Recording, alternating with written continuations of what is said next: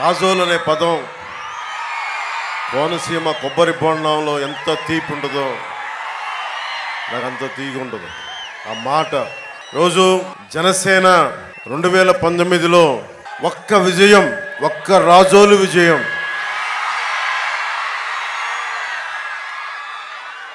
మబ్బులు కమ్మిన చోట, అసలు వెలుతురు లేని చోట, గాఢాంధకారం ఉన్న చోట రాజోలు విజయం చిన్న వెలుగు రేఖ. నాకు మా ఆడపడుచులు, మబ్బుల్లో పరిగెత్తే పిడుగులు లాంటి యువత, మేడలపైన మిద్దెలపైన ఉండి ఆశీర్వదించే పెద్దలు, మీరందరూ నిలబడితే ఈ రోజున ఆ ఒక్క చిన్నపాటి విజయం ఈ రోజున రాష్ట్రానికే, జనసేన రాజకీయ పరిస్థితులకి వెన్నెముకైపోయింది. ఆ విజయం మీది. వారాహి ఈ వేదిక మీద నాతో పాటు ఉన్న జిఎం హరీష్ గారికి ఎంపీ క్యాండిడేట్గా తెలుగుదేశం పార్టీ నుంచి సైకిల్ గుర్తు మీద మన హరీష్ గారు పోటీ చేస్తున్నారు, జిఎం బాలయోగి గారి అబ్బాయి. అలాగే జనవాణి కార్యక్రమానికి సంధానకర్తగా వ్యవహరించి ముందుకు తీసుకెళ్లిన శ్రీ వరప్రసాద్ గారికి గాజు గ్లాసు గుర్తు మీద మన పార్టీ తరఫున పోటీ చేస్తూ ఉన్నారు. అలాగే ఎక్స్ ఎమ్మెల్సీ టీడీపీ నుంచి రుద్రరాజు పద్మరాజు గారికి మనస్ఫూర్తిగా నా హృదయపూర్వక నమస్కారాలు. BJP ex MLA Manepalli Ayyaji Vema గారికి మనస్ఫూర్తిగా నా హృదయపూర్వక నమస్కారాలు. కొత్తపల్లి సుబ్బారెడ్డి గారికి, మనకి ఎన్నికల్ని పరిశీలకులుగా ఉన్న కొత్తపల్లి సుబ్బారెడ్డి గారికి నా హృదయపూర్వక నమస్కారాలు. లింగోలు పెద్దబాబులు గారికి, సీనియర్ నాయకులు జనసేన పార్టీకి, వారికి నా హృదయపూర్వక నమస్కారాలు. దిరిసెల బాలాజీ గారికి, state joint secretary Janasena party, వారికి నా హృదయపూర్వక నమస్కారాలు. అలాగే గెడ్డం మహాలక్ష్మి ప్రసాద్ గారికి నా హృదయపూర్వక నమస్కారాలు. మేడిచెర్ల సత్యవాణి గారు ఎంపీపీ మల్కీపురం.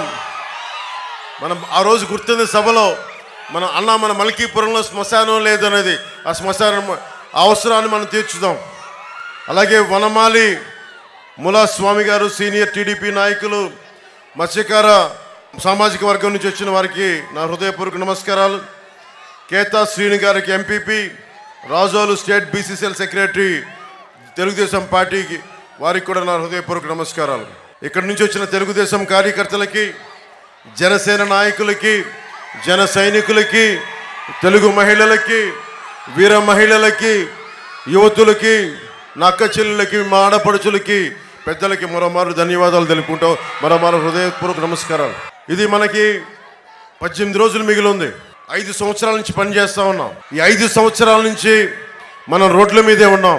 మొదటి తరం రాజకీయ నాయకుడిని నేను.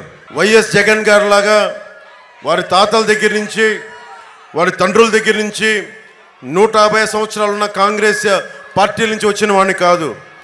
మన స్వయం కృషి మీద చిన్నపాటి ప్రభుత్వ ఉద్యోగి కొడుకుని నేను మీ అందరి అభిమానంతో నటనలోకి వెళ్ళి మీ అభిమానాన్ని సంపాదించుకొని 2009లో రాజకీయ ప్రస్థానాల్లో భాగస్వామి అయ్యి దాన్ని నిలబెట్టుకోలేకపోయినా ఆ బాధ, మన వల్ల కాదు రాజకీయ పార్టీ అని అందరూ అంటే పంతం తీసుకున్నాను, బలంగా తీసుకున్నా.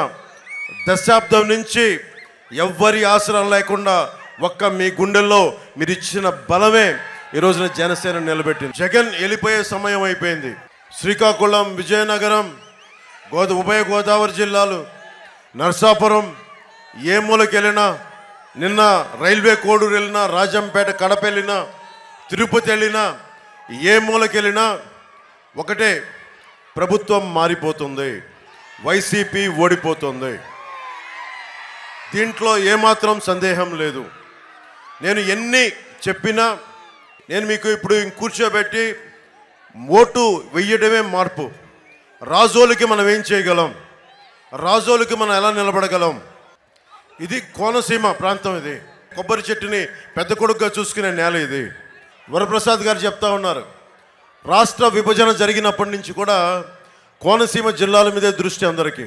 తెలంగాణ నాయకులు కూడా ఒకటే అనేవాళ్ళు, మీకు పచ్చడి కోనసీమ జిల్లాలు ఉన్నాయి, మీకు ఎక్కడ చూసినా గోదావరి నది ఉంది, నదీ పరివాహక ప్రాంతాలు, ఇలాంటివి ఉండి మేము వెనకబడిపోతున్నాం, మీరు బాగున్నారని చెప్పి కేవలం ఉభయ గోదావరి జిల్లాలను చూపించి అభివృద్ధిని చెప్పి ఈ రోజున మనం విడిపోతే నష్టపోయాం మనం ఈ రోజున. అలాంటి ఉభయ గోదావరి జిల్లాలకి గోదావరి పారుతూనే ఉంది ఒకవైపు, కానీ తాగడానికి నీళ్లు లేవు. లంకల గ్రామాలకి చిన్నపాటి వరద వస్తే దారి లేకుండా పోతూ ఉంది, నీటి సౌకర్యం లేదు. ముఖ్యంగా కోనసీమ రైతాంగం మనకి రాజమండ్రికి వచ్చి నాకు క్రాప్ హాలిడే ప్రకటించాం, మా పరిస్థితి ఏంటి అని చెప్పి ఒక్కొక్క కష్టం చెప్తే నిజంగా నాకు కదిలిపోయాను. కోనసీమ రైతాంగానికి మీరు చెప్పిన సమస్యల్ని నా గుండెల్లో తీసుకున్నాను. ఆ రోజు మీరు చెప్పిన పాయింట్స్ అన్నీ రాసుకున్నాం. అన్నం పెట్టే కోనసీమ రైతాంగానికి ఉమ్మడి కూటమి Bharatiya Janata party, Telugu Desam party, Janasena party ఈ కూటమి రైతాంగానికి ఎంత బలంగా నిలబడదో మీకు తెలియజేసుకుంటాను. 2022లో కోనసీమలో వరి పండించే రైతులు పంట విరామం ప్రకటించారు. నీరు అందించడంలో ప్రభుత్వం నిర్లక్ష్యం, కాలువల నిర్వహణ లేక ముంపు సమస్య, పెట్టుబడి పెరిగిపోవడం, మద్దతు ధర ఇవ్వకపోవడం, పంటలు వేయలేదు. దాదాపు 13 మండలాల్లో పక్క నియోజకవర్గంతో సహా అమలాపురంతో సహా క్రాప్ హాలిడే ప్రకటించారు. రైతులు నాకు చెప్పింది ఒకటే, మాకు ఎకరానికి 25,000 నష్టం కలుగుతూ ఉంది. అదే కౌలు రైతు అయితే 45 నుంచి 50,000 నష్టం కలుగుతూ ఉంది. రైతు భరోసా కేంద్రాల ద్వారా అమ్ముకోవాలంటే 1,00,000 నిబంధనలు పెడతా ఉన్నారు. అమ్మినా సకాలంలోకి డబ్బులు రావడం లేదు. కౌలు రైతులకి గుర్తింపు కార్డులు అందించడం లేదు. పంట కాలువలు పూడికలు తీయించడం కానీ, మరమ్మతులు చేయించడం కానీ, ఏటిగట్లు పటిష్టపరచాలి, ఇవేమీ చేయట్లేదు. తొలకరి పంట సమయంలో భారీ వర్షాలు, విపత్తుల వల్ల పంట నష్టం కలుగుతూ ఉంది. ధాన్యం రంగు మారుతూ ఉంది. ఇది మా దృష్టికి తీసుకొచ్చిన సమస్య. కాలువ గట్లే డంపింగ్ యార్డులు, ప్రతి పంచాయతీల్లో ఉన్న చెత్తంతా తీసుకెళ్ళి కాలువ గట్ల మీద, గోదావరి గట్ల మీద పోస్తుంటే దాంతో కాలువలు, నదులు కూడా కలుషితం అవుతూ ఉన్నాయి. డ్రైనేజ్ కాలువల్లో కూడా పూడుకులు తీలేక మొత్తం మురుగునీరు వచ్చేసి కుళ్ళిపోతూ ఉంది పంట. ఇవన్నీ చెప్తా ఉన్నారు. పంట కాలువల నిర్వహణ లేదు, దీని గురించి అధికారులకు శ్రద్ధ లేదు, ప్రభుత్వానికి శ్రద్ధ లేదు, ఉన్న ఎమ్మెల్యేకి శ్రద్ధ లేదంటే ఆ రోజు నేను ఒకటే మాట చెప్పాను. నేను 3.5 ఎకరాలు మాకు చిన్న వ్యవసాయ భూమి ఉండేది మొగల్తూరులో. ఒక్కొక్క సెంటు 2 సెంట్లు మనకి ఆర్థిక ఇబ్బందులు వచ్చినప్పుడల్లా పెళ్ళిళ్ళు చేయాలన్నా చిన్నమ్మలకి అమ్ముకుంటా వచ్చాం. ఒక రైతు కష్టం నాకు తెలుసు. అందుకనే రైతాంగాన్ని నేను మాటిస్తున్నాను, వచ్చిన సంవత్సరం లోపే నేను మీకు ఏమైతే సమస్యలు ఉన్నాయో, గిట్టుబాటు ధర కానీ, సాగునీటి సమస్య కానీ, ఇవన్నీ నేను ముందుండి నేను మీకు మాటిస్తున్నాను. కోనసీమ రైతాంగానికి రైతు బిడ్డగా నేను మాటిస్తున్నాను. పిఠాపురం నుంచి పోటీ చేస్తున్నాను. మీకు అందుబాటులో ఉంటాను, మీకు అందుబాటులో ఉండేవాడిని, మీకు అందుబాటులో ఉంటాను. ప్రతి సమస్యకి నేను క్షేత్రస్థాయి పరిశీలన నేను చేస్తాను. ఈ రోజున వరప్రసాద్ గారిని అభ్యర్థిగా నిలబెడుతున్నప్పటికీ కూడా నేను బాధ్యత తీసుకుంటాను. నేను వస్తాను. నేను కోరుకునేదల్లా ఇక్కడున్న అశేష నా అభిమానాలని, యువకుల్ని అందరినీ కూడా నేను ఒకటే కోరుకుంటున్నా, నాకు సమస్యలు తీర్చే సమయం ఇవ్వండి.